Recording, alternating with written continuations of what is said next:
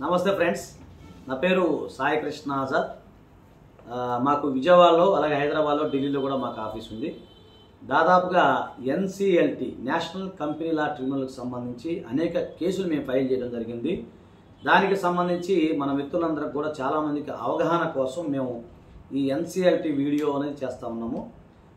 మీ ఎన్సిఎల్టీకి సంబంధించి మీకు ఏదన్నా అపాయింట్మెంట్ కావాలంటే మా నెంబరు 9398259630, అలాగే 9948090355 నెంబర్కి వాట్సాప్ చేయండి. మా కంపెనీ ఇదే లా అని చెప్పి. అసలు ఇది కంపెనీ లా 2013 ప్రకారంగా అసలు ఈ వైండ్ అప్ అంటే ఒక కంపెనీ మూసివేయడానికి వైండింగ్ అప్ ఆఫ్ కంపెనీస్ అంటే ఈ కంపెనీ ఏదైతే స్వచ్ఛందంగా మూసివేయాలనుకున్నప్పుడు ఏ సెక్షన్లో అనేవి ఈ కంపెనీ లాలో చెప్తాయి అనే అంశం మీద మనం తెలుసుకున్నాం. అలాగే ఫ్రెండ్స్, దీనికి సంబంధించి ఎన్సిఎల్టీకి సంబంధించి మీకు భారతదేశంలో ఎక్కడైనా కూడా మా సర్వీస్ ఉంటుంది, దయచేసి మీరు గమనించండి. ఇకపోతే దీనికి సంబంధించి రెండు రకాలుగా మనము చెప్పవచ్చు. అదేసరికి మీకు కంపెనీ యాక్ట్ 2013 సెక్షన్ 270 గుర్తుపెట్టాలి. అది చాలా ముఖ్యమైనది, 270 సెక్షన్. అది మీరు ఖచ్చితంగా గుర్తుపెట్టుకోవాలి. అదేంటంటే ఒకటి ట్రిబ్యునల్ ద్వారా మూసివేత. ట్రిబ్యునల్ అంటే ఈ కంపెనీ అనేది వైండింగ్ అప్ ఎప్పుడు బై ట్రిబ్యునల్ అనమాట.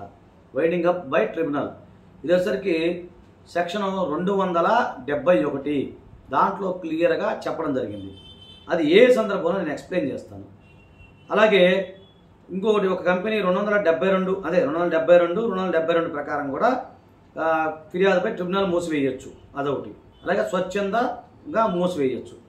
ఒకటి 272 కింద ఫిర్యాదుపై ట్రిబ్యునల్ ఏ సందర్భంలో ఉంటుంది అంటే, ఒకటి కంపెనీ తన అప్పులను తీర్చలేని స్థితిలో ఉన్నప్పుడు, అలాగే కంపెనీ ప్రత్యేక తీర్మానం ద్వారా ట్రిబ్యునల్ చే కంపెనీ మూసివేతకు నిర్ణయం తీసుకున్నప్పుడు, అంటే ఆ కంపెనీ అప్పులు ఎక్కువైపోయినాయి, తీర్చలేని స్థితిలో ఉంది, ఇన్సాల్వెన్స్ అన్నప్పుడు తీర్చలేని స్థితిలో ఉన్నప్పుడు స్వచ్ఛందంగా మూసివేయటం.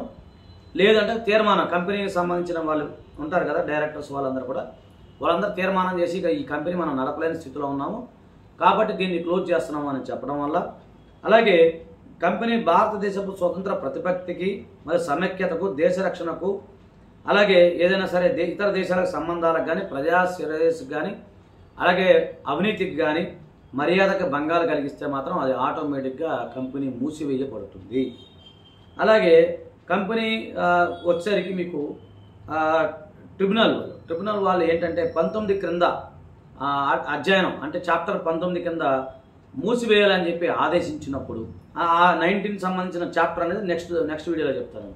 అలాగే ఈ చట్టం కింద కేంద్ర ప్రభుత్వం చే నియమితమైన వ్యక్తి కానీ, రిజిస్టర్ కానీ, అలాగే కంపెనీ వ్యవహారాలు మోసపూరితంగా నిర్వహించబడినప్పుడు, ఈ కంపెనీ వ్యవహారం మోసపూరితంగా ఉందని నిర్వహించబడి ఎవరైనా సెంట్రల్ గవర్నమెంట్కి సంబంధించిన వాళ్ళు రిజిస్టర్ చేసినప్పుడు ఆటోమేటిక్ కంపెనీ రిజిస్టర్ వారు కంప్లైంట్ ఇస్తే అది ఆటోమేటిక్గా క్లోజ్ అయిపోతాయి.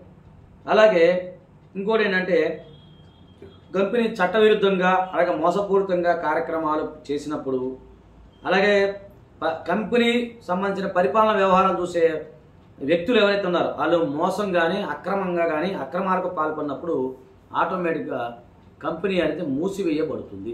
గుర్తుపెట్టుకోండి, ఇది 271. ఓకేనా ఫ్రెండ్స్? 271, 272 ఆ రెండు మీకు క్లియర్గా ఉంటుంది. ఇకపోతే కంపెనీ రిజిస్టర్ 5 సంవత్సరాలకు మించి ఆర్థిక నివేదనలు అమలు. ఒక కంపెనీ ఏంటంటే 5 సంవత్సరాల దాకా దానికి సంబంధించిన వార్షిక నివేదికలు కనుక సరిగ్గా ఇవ్వకపోతే అది ఆటోమేటిక్గా క్లోజ్ అయిపోతుంది.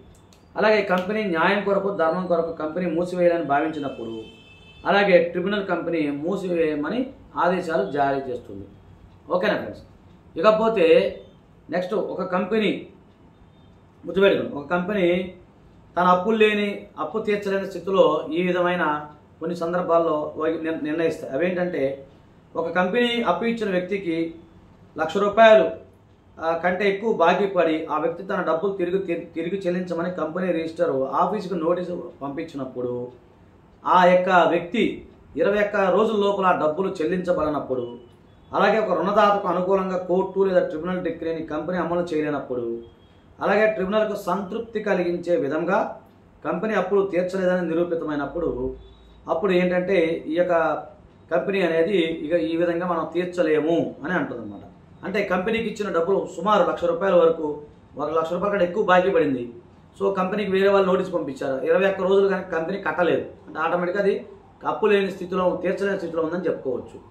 అలాగే కొన్ని సందర్భాల్లో ఈ రుణదాతకు కొన్ని సందర్భాల్లో రుణదాత మనకి ఇచ్చిన క్రెడిటర్స్ ఉంటారా, వాళ్ళకి అనుగుణంగా డిగ్రీ వచ్చి ఇచ్చినప్పుడు అది మనకు అనుకూలంగా లేనప్పుడు ఆటోమేటిక్గా కంపెనీ అప్పులు తీర్చలేదని అర్థం చేసుకోవచ్చు.